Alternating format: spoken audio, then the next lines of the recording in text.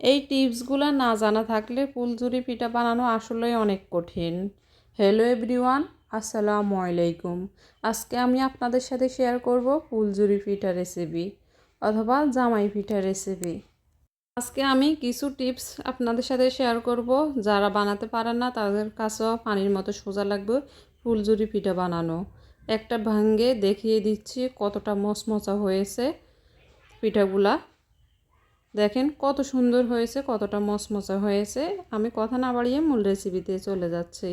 বিসমিল্লাহির রহমানির রহিম। একটা বাটিতে আমি 2টা ডিম ভেঙে নিচ্ছি। ডিমগুলা ভেঙে এখন দিয়ে দিচ্ছি স্বাদ মতো লবণ, আর দিয়ে দিচ্ছি স্বাদ মতো চিনি। চিনির পরিমাণ যে যতটুকু মিষ্টি খেতে চান অতটুকুই দিবেন, তবে আমি 1 কাপ দিয়েছি। দিয়ে খুব ভালো করে মেখে ফেটিয়ে নিচ্ছি, ফেটিয়ে মিশিয়ে নিচ্ছি যতক্ষণ পর্যন্ত চিনিটা গলে যায়। ততক্ষণ পর্যন্ত আমি এভাবে ফেটাতে থাকবো যতক্ষণ পর্যন্ত চিনিটা গলে যায়। তা আমার কাছে চিনির পরিমাণটা কম মনে হচ্ছে দেখে আমি আরও একটু দিয়ে দিচ্ছি চিনি। যেহেতু আমি অনেকগুলোই ফুলঝুরি বানাবো তাই চিনির পরিমাণটাও বাড়িয়ে দিচ্ছি, আর ডিমও 2টা দিচ্ছি। তো আপনারা যদি কম বানিয়ে থাকেন তাহলে একটা ডিম দিবেন, আর চিনির পরিমাণটাও কম দিবেন। দিয়ে আমি খুব ভালো করে ফেটিয়ে নিচ্ছি যতক্ষণ পর্যন্ত চিনিটা গলে যায়, ততক্ষণ পর্যন্ত এভাবে ফেটিয়ে নিতে হবে। আমার কথাগুলো আপনারা মনোযোগ সহকারে শুনবেন আর স্কিপ না করে পুরো ভিডিওটা দেখবেন, তাহলে ফুলঝুরি পিঠা বানানো আপনাদের কাছে পানির মতো সোজা হয়ে যাবে। খুব সহজ লাগবে, আর বানাতে গেলে কোনো প্রকার কোনোভাবে আটকাবেন না, পুরোপুরিভাবে খুব সুন্দর করে বানিয়ে নিতে পারবেন। অনেকেই পিঠা বানাতে গেলে বানাতে পারেন না। আমার কাছ থেকে অনেকে জানতে চাইছে, আমি পিঠা বানিয়ে খাওয়াইছি আমার বাসায় যারা মেহমান হয়ে আসছিল তাদেরকে, তাদের কথাই বলতেছি। অনেকেই পরে জানতে চাইছে, অনেকে অনেক ডো করে পরে পিঠা বানাতে গেলে আর পারে না, হয় না বলে। তো তাদেরকে আমি টিপসগুলো বলার পরে ওরাও পারছে পরবর্তীতে, তাই আপনাদের সাথে শেয়ার করলাম আপনাদের সাথে। 2 কাপ উঁচু উঁচু করে আমি ময়দা দিয়ে দিচ্ছি চিনিটা পুরোপুরি গলিয়ে যাওয়ার পর। ময়দা দিয়ে আমি আবারও ভালো করে মিক্স করে নিচ্ছি চিনি আর ডিমের ব্যাটারের মধ্যে। ভালো করে আমি মিক্স করে নিচ্ছি, একটু সময় নিয়ে মিক্স করতে হবে ধৈর্য সহকারে। মিক্স করার পর আমি আগে থেকে দুধ জাল করে ঠান্ডা করে নিয়েছি, ও দুধটা অল্প অল্প করে দিব আর পারফেক্ট একটা ডো রেডি করে নেব। এই যে আমি দুধ দিয়ে দিচ্ছি আর অল্প অল্প করে দিব, একসাথে বেশি দিব না, এতে করে কিন্তু পাতলা হয়ে যাবে আর অনেক সময় চাকা চাকা হয়ে যায়। তাই অল্প অল্প করে দিব আর মিশিয়ে নিব, এতে করে পারফেক্ট ডো হবে আর স্মুথলি একটা ডো রেডি হবে। তা আমার ভিডিওতে যারা আজকে নতুন আসছেন, আমার চ্যানেলটা সাবস্ক্রাইব করে আমার পাশেই থাকবেন, আর যারা অলরেডি সাবস্ক্রাইব করে পাশে আছেন তাদেরকে জানাই অসংখ্য ধন্যবাদ। প্লিজ একটা লাইক দিয়ে কন্টিনিউ করবেন ভিডিওটা। আমি আস্তে আস্তে নেড়ে অল্প অল্প করে দুধ দিয়ে এভাবে নাড়তে নাড়তে দেখেন কত সুন্দর স্মুথলি একটা ডো রেডি হয়েছে। আর ডোটা একটু ভারী লাগছে, তাই আমি আরও কিছুটা দুধ দিয়ে আবারও মিশিয়ে নিচ্ছি।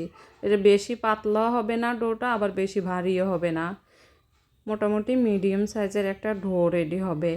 বেশি পাতলাও না আবার বেশি ভারীও না। তো আমি আপনাদেরকে দেখিয়ে দিব, আপনাদের যেহেতু বুঝতে কোনো প্রকারও অসুবিধা না হয়, তাই আমি একটা ডালের চামচ নিয়ে দেখিয়ে দিচ্ছি। দেখেন চামচটা ডুবিয়ে উঠিয়ে নেওয়ার পর দেখেন চামচের গায়ে খুব সুন্দরভাবে লেগে গেছে।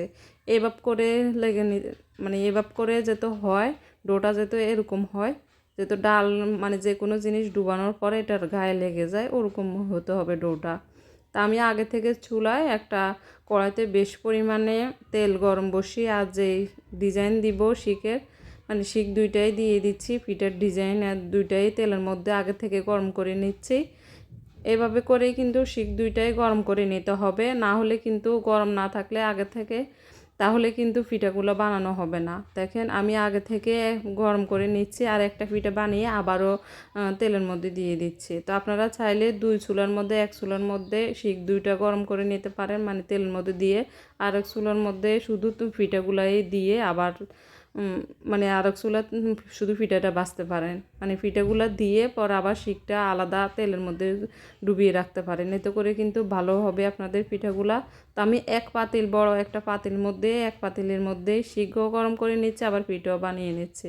তাই আমার একটু অসুবিধা হচ্ছে, যেহেতু দুইটা শিক দিয়ে বানিয়ে নিচ্ছি, দুইটা পিঠার শেপ দিয়ে বানিয়ে নিচ্ছি।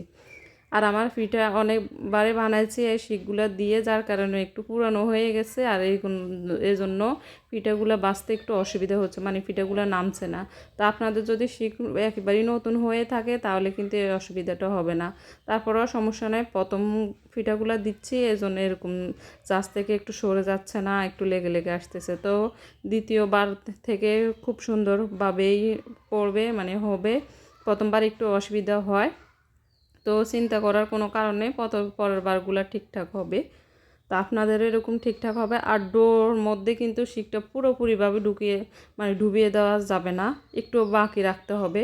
দেখেন আমি আপনাদেরকে দেখিয়ে দিচ্ছি, একটু বাকি রাখতে হবে, কিন্তু পুরোপুরিভাবে ডুবিয়ে দিলে কিন্তু আর শিকে থেকে ডোটা বের হবে না, আর পিঠা শেপ তো আসবে না। দেখেন আমি অল্প একটু মানে বাকি রাখে পরে কিন্তু পিঠাটা দিয়ে দিচ্ছি। আর পিঠাগুলা ভাজা মানে পছন্দের কালার আসার পর উঠিয়ে নেওয়ার পর আপনারা সমান একটা বাটিতে উঠিয়ে নেবেন।